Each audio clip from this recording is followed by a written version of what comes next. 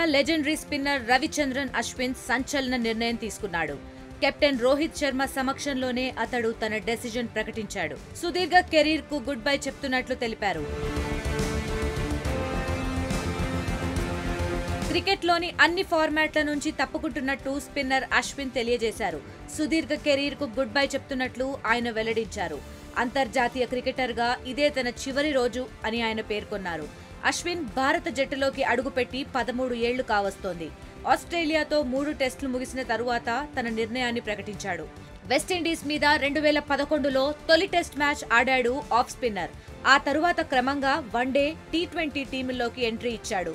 Veteran spinner Harbhajan Singh retirement తరువాత ఆ place ను భర్తీ చేసిన అశ్విన్ క్రమంగా స్టార్ గా ఎదిగాడు.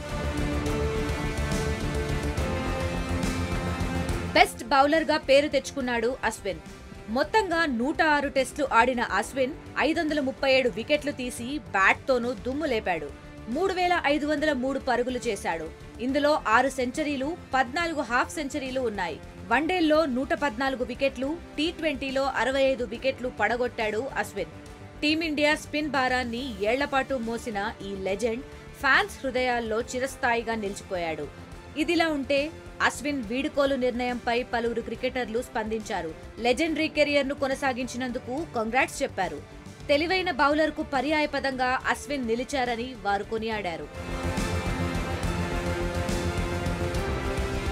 మరిన్ని వీడియోస్ కోసం ఛానల్ ని సబ్స్క్రైబ్ చేయండి. లేటెస్ట్ అప్డేట్స్ కోసం వాట్సాప్ ఛానల్ ని ఫాలో అవ్వండి. ఆ లింక్ డిస్క్రిప్షన్ లో ఉంది.